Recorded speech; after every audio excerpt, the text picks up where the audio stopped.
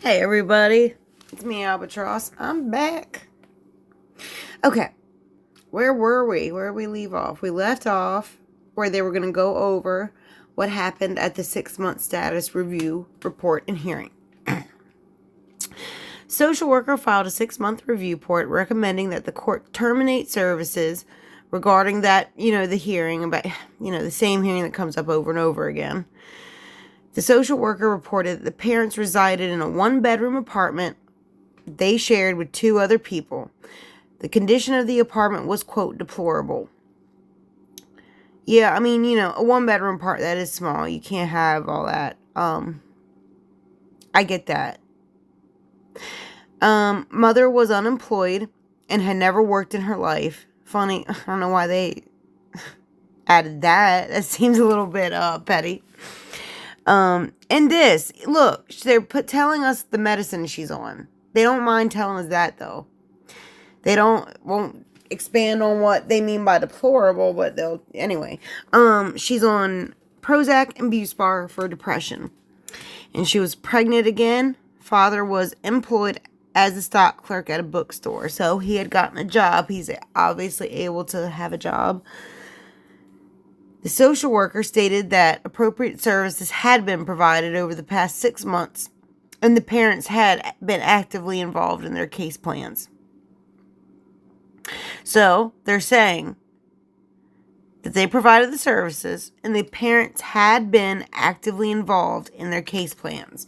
Like they're trying to get their kids back.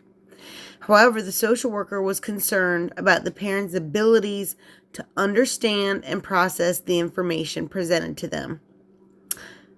For example, instead of calling the drug testing center as instructed, they went to the test site every day to see if they needed to test.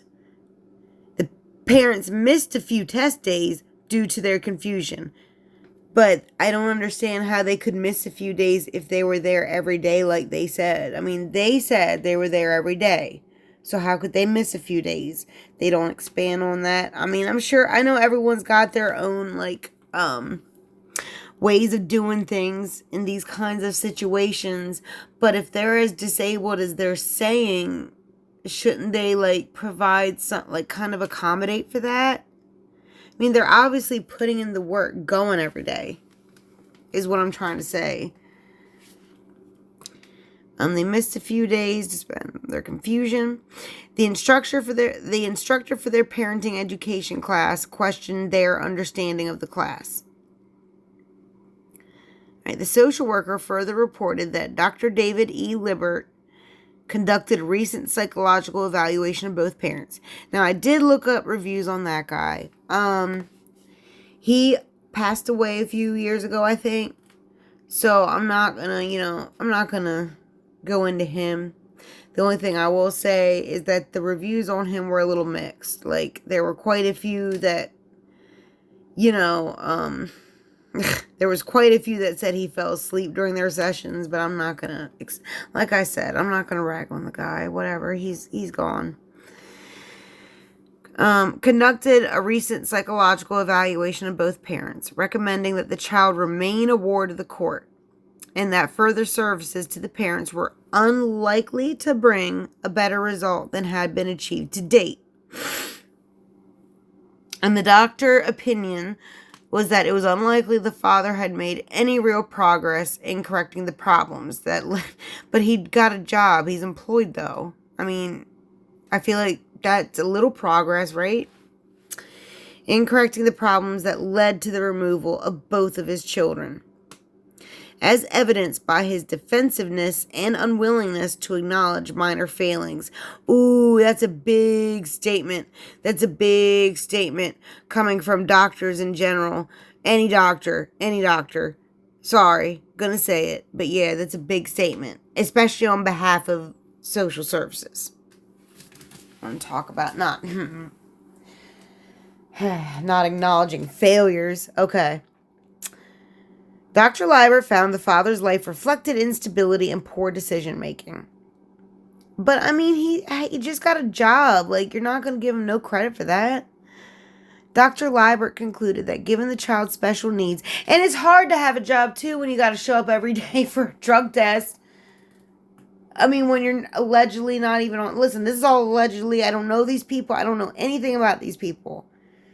But they have not mentioned one part in this document as of yet where these people have a history of drug abuse. Not one part. Not one part. But yeah. So, but they don't give him no credit for that. Concluded that given the child's special needs, it was unlikely the father would be able to provide the necessary guidance and support the child needed.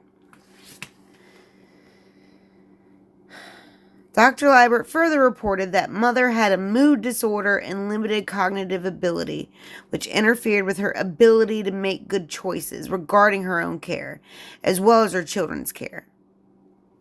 Now, you might be asking, Albatross, why are they saying this? Like, why they're expecting her to, like, get a job and things like that. But, like, she's got limited cognitive ability. Well, that's what I asked. But, I briefly touched upon this diagnosis last night. I'm going to expand on it a little further. And I pulled up the definition for it. Borderline intellectual function. I'm sorry, this is a side note. This isn't on the document. This is, I wanted to expand on what this actually is that they're saying that they've been diagnosed with. Borderline intellectual functioning. It used to be formerly known as borderline mental retardation. Categorization of intelligence wherein a person has below average cognitive ability, an IQ of 70 to 85, but not as severe as intellectual disability, which is below 70. This is sometimes called below average IQ, but most likely not impaired enough to qualify for disability services.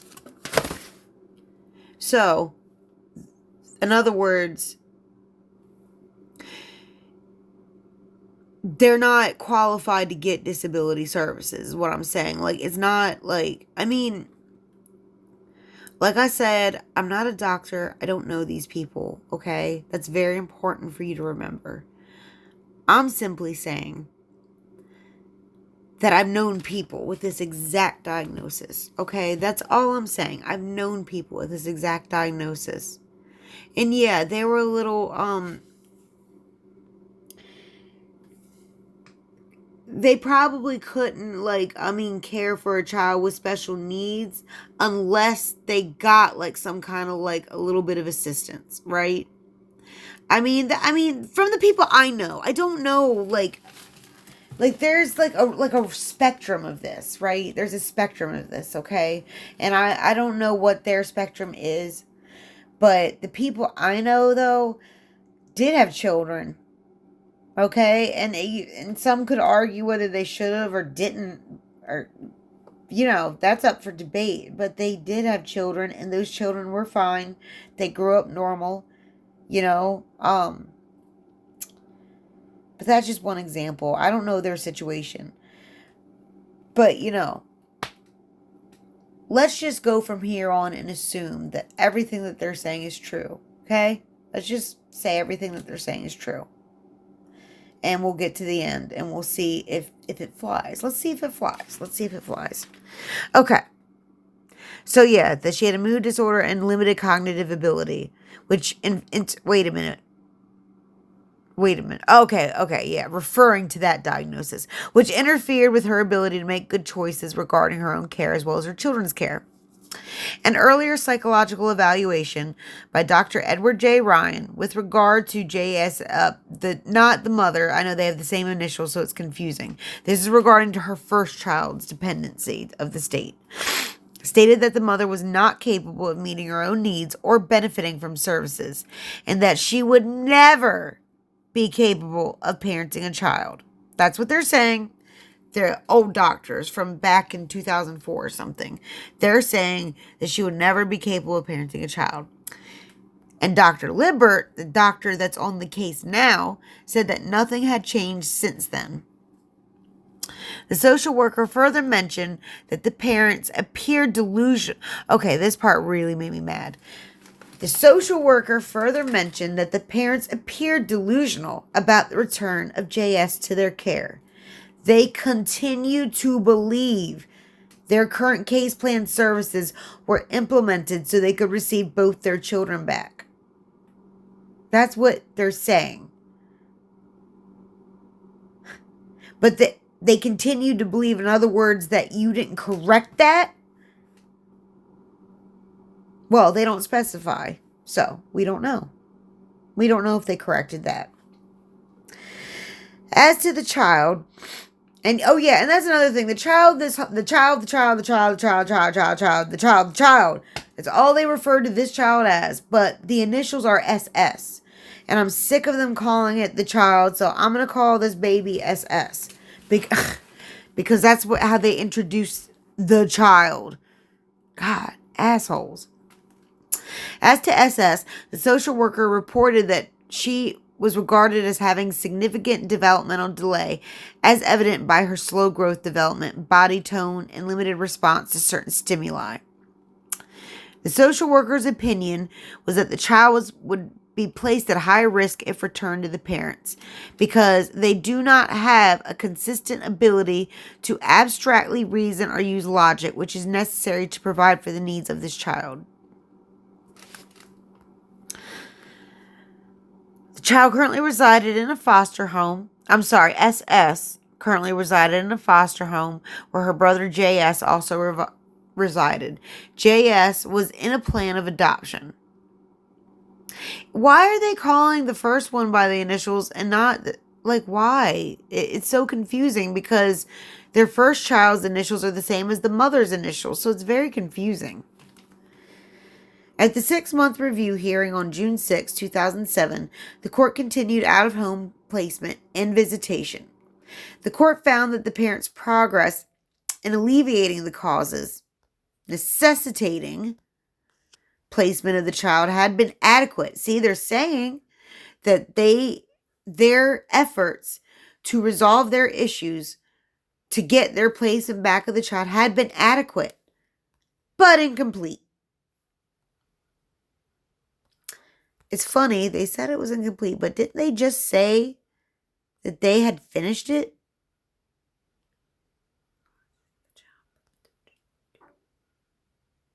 Maybe not. Okay. I thought they had said they did complete it. I thought maybe not. Okay. And it ordered reunification services to be continued. The court approved an updated case plan for both parents, which required them to participate. Well, it's funny. The judge seems to think that they might be able to because they're giving them another chance. So they're not that bad off where the judge is like, no, we're going to have to nip this in the butt. No. So they must not be that bad is what I'm saying. I mean, I don't know. Okay, for both parents, which required them to participate in general counseling, a teaching and demo homemakers class, and family preservation services at regional center services. Now, I did Google this place. This place does not have very good reviews. That's all. I'm going to leave it at that. I don't have time to go into it. Go look it up yourself. All right. Now we're to the 12-month status review report and hearing. And the social worker filed a 12-month status review report on October 29, 2007. Now, and it's important to keep these dates in mind. Okay, because the 12-month hearing's on October. When was the 6-month hearing? Let's go back. June. Yeah, so 4 months later. It's not 6 months, but any other time, they're usually pushing that crap. But no, not for this. We got to get this done, according to the social worker. And recommended that reunification services be terminated. I mean, why? What's the rush? The children are already out of the parents' house. So what is the rush? They do this multiple times. They rush this along. And recommended that I already said that. Reported that the parents moved into another apartment that was much better than where they had been living. Okay. So they're in a nicer place. However, they were both unemployed. Well, that sucks. That's unfortunate. I was hoping that father could keep that job, but that's okay. We don't know what happened. But he's neither here nor there. They're unemployed, but they do have a house. And they're going to bring up the mother's medicine again. The mother had been prescribed psychotropic medication for depression. Do they prescribe that for depression? I don't know. Does anybody know? Do they prescribe that for depression? Someone let me know, please. Okay. Mother gave birth to another baby in July 2007, but the baby passed away due to medical complications. Oh. The social worker further reported the parents had actively participated in their respective case plans. So yeah, she's saying that they have a nicer house and they're actively participating in their case plans. Yet, she was still concerned about their ability to understand the information they were being given. Parents were referred to Inland Regional Center, another place that you should go Google on your free time and go look at the reviews on that, to be assessed for services. But father said he did not need their services. I can't really say I blame him. I mean, you guys, it's like you guys want him to work, but yet you're shoving these classes on him and he can't work when he's doing I mean, I'm speculating here, but maybe that's why he lost a job. Mother contacted the intake staff at IRC, but it was determined that she did not meet it was determined that she did not, maybe that's a typo. For certain, I don't know, maybe that's a typo. Based on an assessment they had conducted on her 3 years ago. So, they're saying, no, she doesn't need our services. We did this assessment 3 years ago and she doesn't need our services. Kind of like a little jab back to the social worker. All right, I'm here for it. I'll take a jab. I mean, it seems like it's all pointing, it's it just frustrates me because it's they're not even it doesn't feel like they're even trying to work with these people very well. These people are actively trying. I don't know. I feel bad for him. They're just trying. And it's this woman, or I'm assuming I shouldn't assume that. This social worker is just just not giving them the benefit of the doubt ever. A social worker, okay, see, and this is an example of that. Look, a huge red flag warning. Reported that after the class sessions, they would ask questions, indicating their lack of understanding of the topics presented. I'm going to say that again.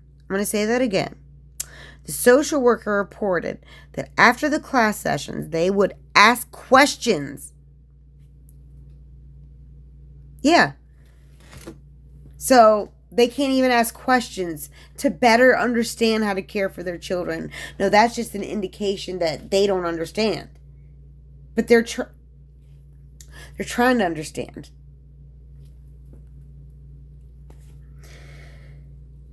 The parents attended counseling, and their counselors said they were cooperative, but had not completed all of their sessions. They stopped counseling May 31st, 2007, and were apparently terminated for non-attendance. Parents were also involved in the MedTox random testing program. They missed a few tests and said it was due to having their colors confused. Social worker's opinion that returning the child to the parents would be detrimental to the child because she had a lot of medical needs that required specialized care and attention. The social worker still believed the child would be at high risk in the parents' care because of the developmental delays of the parents and their history of, see, this is what I mean, here we go again, their history of transiency, even though, I mean, yeah, maybe they lived in a one-bedroom apartment, but that wasn't homeless, though.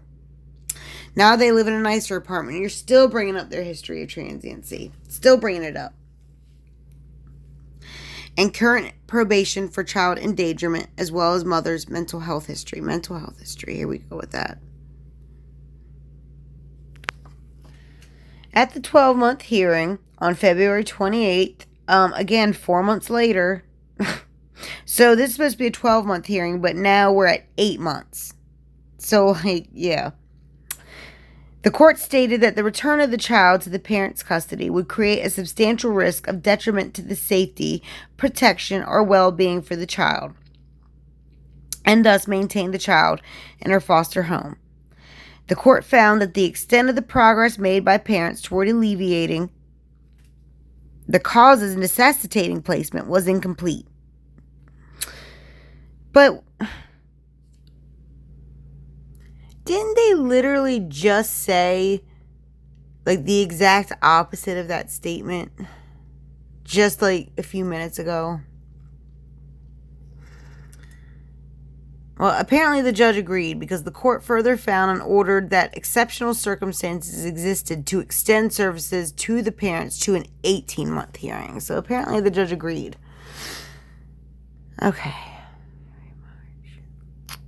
All right. On March 12th, 2008, the court approved a case plan. And, okay. Social worker filed a report on May 28th, 2008, but 2 months later, recommending that services be terminated and another hearing be set. Mother was 5 months pregnant. Oh, bless her heart. She just wants her babies. Maybe that's why she's so depressed. She wants her babies. Mother was 5 months pregnant and acknowledged she was told by her doctor that this pregnancy was going to be high risk. The social worker reported that the parents continue to demonstrate their inability to provide a safe and stable home environment for the child. Oh, that's sad. The parents were recently evicted from their apartment, needed a place to live.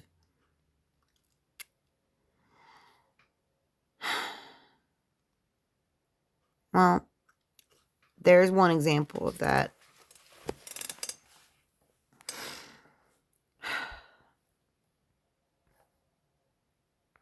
That's sad. I can't help it. I just feel bad for these people. I do. I feel so bad for them. They're trying so hard. I mean, like, and they just keep pushing this, like making their time shorter, giving them less and less time. The parents were referred to the Child Abuse Prevention Center for in-home parenting and education classes, which they completed. Okay. Wait a minute. Wait. If they didn't have a place to live, how could they complete in-home parenting education classes? I'm confused. Yeah, I'm confused by that. Apparently they found a place. Oh, okay, wait a minute. No, this is previously. Okay, this was a couple weeks. They had completed it a couple weeks before. And I guess like 2 weeks later, they get evicted. Okay, I see what they're saying. Okay. While they showed improvement in assessing and responding to the child's needs, determining whether she was hungry or thirsty or needed a diaper change, the instructor was unsure if the parents would continue these tasks without supervision or prompting. I mean, yeah, that's something you just don't assume about people. That just could... How are you unsure? I mean, like, that's saying you're unsure, meaning that you didn't see if they would do it without your supervision or prompting. That's what that statement means to me. I don't know how else to take it. Because if you were sure, you would say that. The social worker further reported that the child still resided in the same foster home where her brother J.S. lived. I keep calling her the child because I'm sorry, guys. I don't like it. I don't mean to. I'm just reading the document. I don't know why they're not calling this poor baby by her initials like they're doing for her brother, but it's crazy. It's like they're trying to, like, dehumanize this child. where SS still resided, in the same foster home where her brother JS lived. The foster parents had adopted JS, so they've already adopted their first child, and were interested in adopting SS also.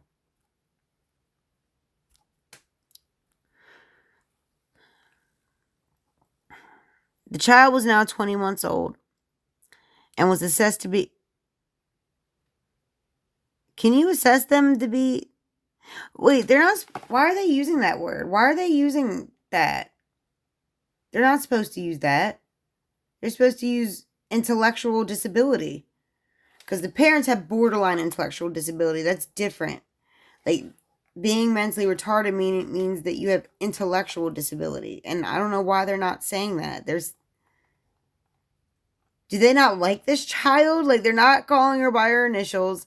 They're not giving her a proper medical diagnosis. They're saying a very outdated term that's very hurtful to a lot of people. Like, what are they doing?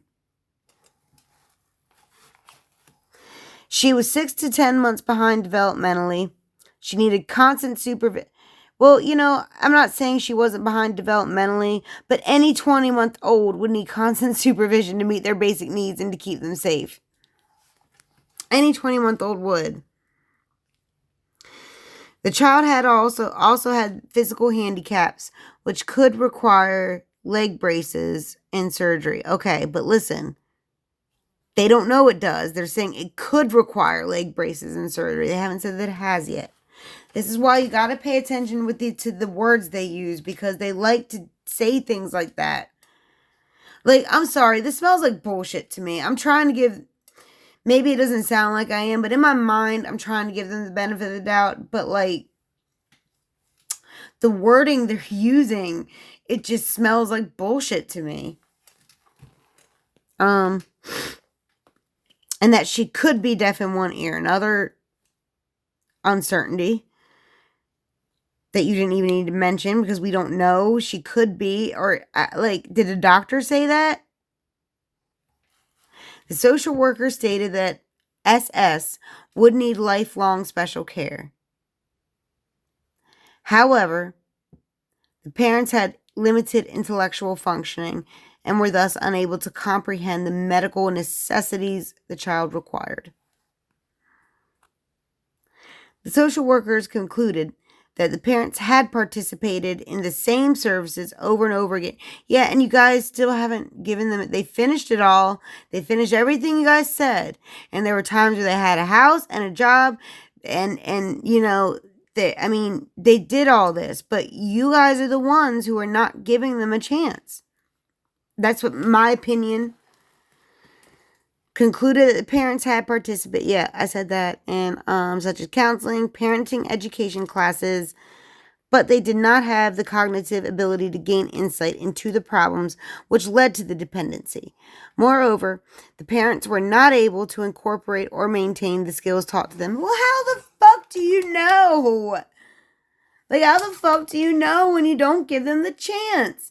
And they can't even ask questions? They can't even ask questions? Okay. 18-month review held July 20. 4 months later. 4 months later. So still not 18 months. That's weird, right? Usually the court loves to do it later than usual. Like, this whole thing is weird. Like, what, they're doing it super early. Or the social worker, I guess, is filing it super early. The mother testified. Okay, good. They're letting the mother testify that she and the father were married in 2004. She also said that she did not know. Okay, here's where we get more into the background of their actual relationship. They were married in 2004. She also said she did not know the identity of her biological father. Okay, and the social worker has been alleging that they're half siblings. That's what they're alleging, and I'm assuming they mean, I don't know by which parent they mean, but that's the insinuation. Okay. The court continued the hearing and ordered the parents to undergo a DNA testing to determine the exact nature of their relationship. The social worker later reported that DNA testing indicated only a 71.4% certainty that mother and father were half siblings. So basically, like, sounds like they could be related somehow, but like there's no certainty that they're half siblings whatsoever. Thus, the finding was considered inconclusive. Doctors said they could get more accurate results if they tested the mother's mother. The maternal grandmother was contacted, but she never called the social worker back. But yeah, isn't this like the same woman that's supposed to be like, I don't know, whatever. But yeah, so that was inconclusive, and they never do get solid answers on that. So, I don't know. Like, I'm not going to, until you prove to me that they were brother and sister. They're saying they're not. Until you prove to me that they are, I'm going to assume they're not. Okay? Well, they continued the hearing at least. On October 6, 2008, and the mother testified again. She stated that she had learned in her hands-on parenting class about what kind of food to give to the child and how to prevent choking. Mother also learned about the child's leg problems, and the matter was trailed to October 30th, 2008. Because she's fighting. She's tired. She wants her babies. The social worker filed a report on October 29th. Okay, so 3 days before this next hearing, she filed a report that during the visit she attended with the parents, she always kept them informed. Was she asked to do this? Filed a report during the visit she attended with the parents. She always kept them informed as to the child's medical conditions at every meeting. Sorry, big fly buzzing around my head. Yeah, I don't know. That's a little random. I don't remember them saying anything about that. But the social worker stated that she met with the parents in 2008 on July 7th, 14th, 21st, and August 11th and 25th. And they discussed how the child was benefiting from physical therapy.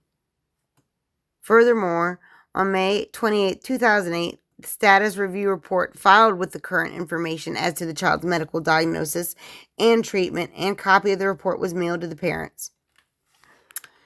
Parents were also given copies of the report on June 12, 2008 and October 6, 2008.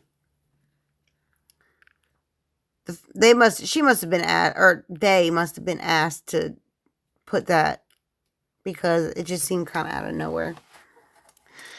The foster mother gave the social worker a letter from the child's doctor indicating the child was diagnosed with failure to thrive, which basically means that they're not in the right percentile as far as like their like weight and height and stuff like that. The letter stated the child was being treated for mild anemia. SS was being treated for mild anemia, that a chromosomal test was pending, and that the child would be evaluated for speech delay. I needed an evaluation for speech delay. Okay. The letter also noted the child would be evaluated for a probable leg length discrepancy. The social worker attempted to reach the mother by telephone on October 24, 2008 to update the mother on the child's progress. And the social worker left a message for the mother to call her. The parents continued to lack permanent housing. All right. Now we get to the 18-month review hearing on October 30th, 2008. The social worker testified that she had talked to the parents about the child's medical condition. Oh, okay. I get it now. That's why. Because she must have known she was going to be questioned about this. And I'm not saying she didn't contact. I'm sure she did. Why do I keep calling? I'm assuming the social worker is a her. Sorry. I can't help it. I'm tired. Sorry. But yeah, that she had talked to them about their medical conditions, and also testified that the mother recently gave birth to a baby girl who also had medical problems, which included a heart murmur and undeveloped lungs. So wait, did she give birth this month? Like during all these hearings? That's a little weird. You would think for that reason alone they'd wait a little longer, you know? Like, let the woman give birth in peace, for God's sake. But yeah, with heart murmur and undeveloped lungs, and I'm not saying that's good. I'm just saying that, like, you know, I mean, some babies, you know, are born like that. I had a friend that her and her husband had a couple babies that had lots of physical abnormalities. And after the second child, they did stop because they realized that apparently their genes weren't meshing or whatever, because their children kept coming out with some problems and issues. But that doesn't necessarily mean that, but my friends weren't related. So I mean, it happens sometimes. But apparently the court doesn't see it that way, because they noted that all of the parents' children had some kind of physiological defect, which heightened the suspicion that mother and father were siblings. Oh my God, but you couldn't prove that they were siblings, so stop it. A suspicion is just that, a suspicion. You couldn't prove that with blood work, so why are you still bringing it up? The court believed the parents' decision to continue bringing new children into the world showed a character flaw. I mean, like, I get what they're saying. But, like, she's a woman. At the end of the day, no matter what, even if everything they're saying about her mental health is absolutely true, she is a woman who wants her babies. And it breaks my heart. It breaks my heart. And I think it's just so cold that they're just trying to rush through this. Like, I don't know. Maybe it's just me. And speaking of which, why are we just on the mother? When are we going to start talking about the father? Like, what? Like, apparently you don't have anything bad to say about him. So, I mean, can he take care of the child? I don't know. Anyway, okay. Heighten the suspicion. Yeah, they're going to bring that up. And, yeah, show character flaws. It considered the psychological evaluations, which concluded that the parents had limitations in their parenting abilities. The court particularly noted that the recent psychological evaluations concluded there was no change from the previous ones. It found that the return of the child to the custody of the parents would create a substantial risk of detriment to the child's safety and well-being. And the court further found that reasonable services had been provided and noted that while the parents had done most of the things their plan asked them to do, the parents had not benefited sufficiently. But how could they know that? If they completed it and did the things, I don't know. Why would you get them to do that over and over? So yeah, they denied it. And this video has already gotten so long. I'm gonna have to come back and finish this up tomorrow, guys. I'm sorry, but the connection here just sucks. And it's already probably gonna take all night to upload this one. So I will be back in the morning. Stay tuned.